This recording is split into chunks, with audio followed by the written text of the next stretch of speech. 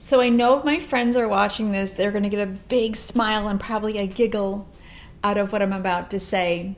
So this video is about how do you find a contractor that you can trust and that you can work well with and that stays on budget and on your timeline when you're doing renovations and flips.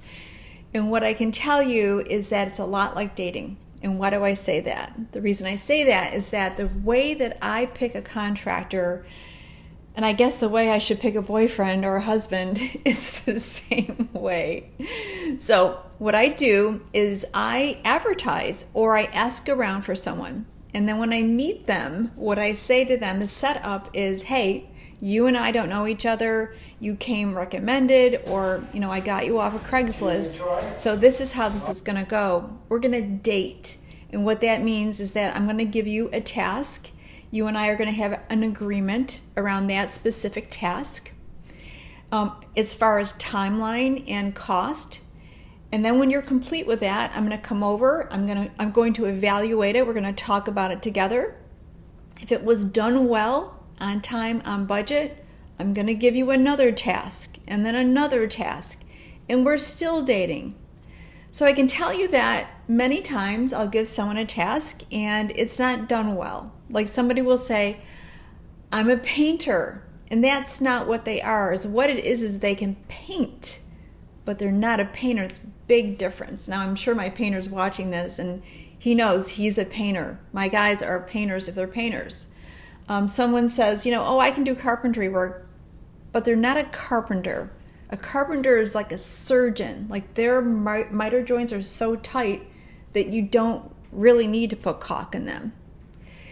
So after you've done this a few times and you've worked along with this person, you can say, okay, so I think we've done well enough here where I'm interested in getting engaged. I'm not marrying you yet, but we can go to the next level where I'm going to give you bigger chunks for longer times.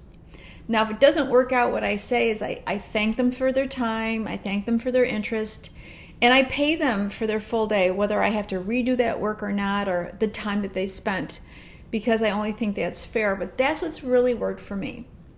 The other thing that's worked for me is I write my own ads. Like when I'm looking for someone specifically, whether it's somebody to do a roof, a boiler, asphalt, concrete, general contracting. Like if I get really busy and I need some extra guys, or I have several roofs that come up and my roofer can only do so many, I'll go looking.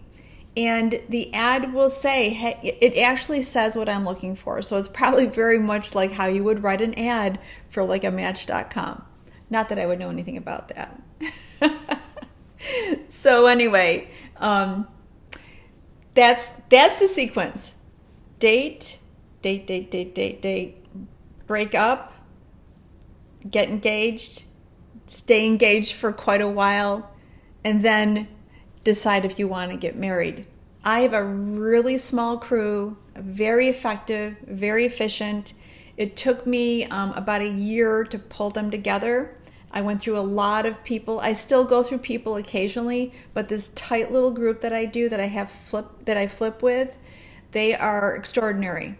And it took a lot of dating because I was in a brand new area. I didn't know anyone, not a single soul. So when people say to me, oh, you know the area, it's like, no, I didn't.